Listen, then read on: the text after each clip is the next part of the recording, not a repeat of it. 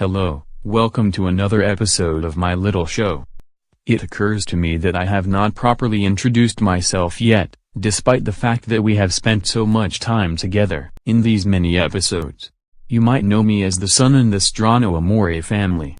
While I do work as a scientist alongside the others, the reason for these videos is different. I am the auditor. In your society, an auditor plays a role in examining finances. Our society has no finances. My role is to examine the actions of the past objectively, and paint a picture of the good and the bad, so that we can see this in a new light. While your auditors can uncover financial irregularities, my job is a bit more broad. It is the nature of people who do wrong, or who conspire against others, to keep their actions secret. If we truly want to have a society that works in everyone's best interest, then we need to objectively see what we have been doing, what we are doing, and what we are planning to do. It is not my job to judge. That is the job of everyone who is just, wise, and experienced in our ways. It is my job to be as objective as possible, and with the extensive knowledge of our laws that I have, analyze our past and present the findings. In your time, there have been massive disinformation campaigns, both on your Earth, and also in the undying realms. These videos are here to help you learn a very small amount of our history, values, and laws, so that you can someday lend your voice to a well-informed discussion as well. If everything was going right in your world and in the undying realms, then these videos would not be needed. Please be patient as I work to tell the story of what happened next. A large part of what happened badly in your world started here in this time we are covering now. When the old world sent its massive armies into your world, there was nothing that we had the power to do to stop them. The goal had been the traditional one, where they would come to rape, pillage, and enslave the population to help build the old group a new world. When the unexpected tragedy happened when the old world was turned into a wasteland, there was no further support, and no going back. The armies of super soldiers still grossly outmatched your population, and had the ability and the intention of taking this world as their own.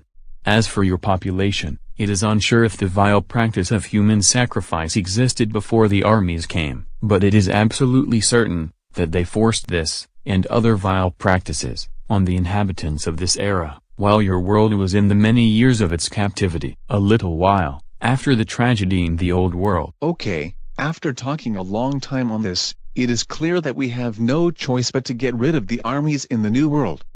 We do not want to be judge, jury, and executioner of a whole species, even such an unnatural one, but there are none else here that can. It is clear that if we do not act, all computer simulations show that they will take over all of the frequencies in time, and eventually kill the humanoids, and decimate all of the worlds with their monstrous appetites. There is no way that we can allow this to happen, if we think of ourselves as being the least bit moral, feeling, and caring individuals. So the next question is how? Well, a direct assault is impossible. While we do have superior weapons technology, they do have extremely good technology. They are far stronger than we are, and very good at marksmanship and all forms of combat. Probably better than we could be, even with more training. With their large numbers, that option is absolutely out. Also, they still do not know that we are here. If they were to find out, we could be suddenly outnumbered, and that would be our end as well. They cannot know that we exist. We need to hit their technology, and hit it hard. Without the resources of the old world, we can bring down the level of the threat they pose considerably. If we do that, when we made the leap, we would have been in no position to fight, because of the complete lack of infrastructure. Without their tech, they will be very strong, but completely unable to travel here to us, even if they knew about us. There's no way around having to destroy their technology. When we first made the leap, we did not enslave and literally eat the native population. If we had, things would have been a lot easier for us, but disastrous on the natives. Those creatures are mind-controlled with hive mind technology. If we take out the technology, they will be even more vile than they already are now. They have monstrous appetites, and could do massive, irreversible damage to the native population and the wildlife. Yes, the tech needs to go, but carefully. Okay everyone, I have a big surprise. Please stay seated, and do not be afraid. No weapons please. Wow honey. It looks even better than you told me. Amazing. By your command. It is remote controlled. The genetics are far too dangerous to have allowed the mind to play any part in the operation of this. We have complete control over this. I can make a small number of these from both sides of the conflict. It is impossible to make an army of any size, but these can be useful in other ways. That is brilliant, Founder Strano Amor. We can use these to take out the technology of the other side in the conflict. They will then blame each other and keep fighting each other. Since we know exactly where all their tech is and how to disable it, we can insert these in just the right locations to both destroy the tech and cause fighting to be even more intense between the two sides. They will then kill each other so that we do not have to. The humanoids are thought of as property, so they should be safe. I should be able to help rig up their own devices, to mess with their hormones, and do some mild mind control, to make them even more likely to be angry at each other. Sounds like a plan then. We go after their technology by using our own creations, designed to look like theirs.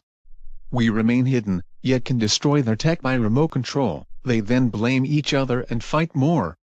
We harness their own devices against them to safeguard the humanoids, and ensure the desired outcome. It took many years to combat the giants. Once their technology was mostly destroyed, it was harder to track down the super soldiers born naturally without the technology. There were female versions as well, and that allowed pretty strong super soldiers to continue to be a problem for several more generations. As they declined in numbers, we grew in our numbers, strength, and technology.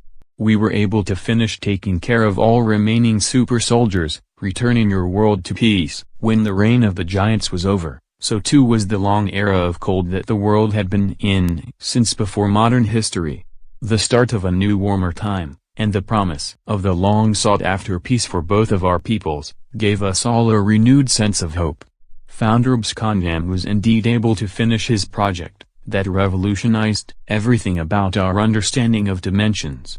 Our technology became what would seem like magic to you.